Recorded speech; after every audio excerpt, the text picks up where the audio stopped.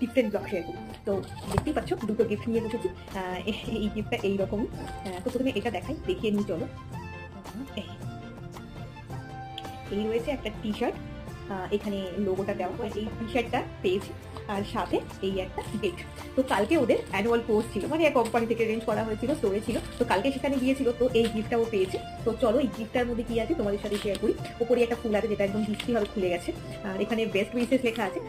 কিসের পেয়ে সেটা কিন্তু আমি জানি না, কি খেলায় পেয়েছে সেটা ওই বলতে পারবে।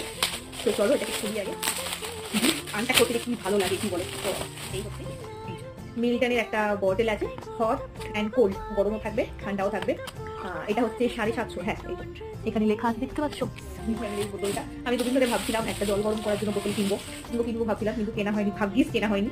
এটা পাওয়া গেছে। কালারটা না সত্যি অনেকটাই সুন্দর, দেখো লাইট মানে বেবি পিঙ্ক কালার, না পিঙ্কও নয়, কেমন একটা অফ হোয়াইট টাইপের কালার। তো গিফটটা কেমন হয়েছে অবশ্যই জানিও।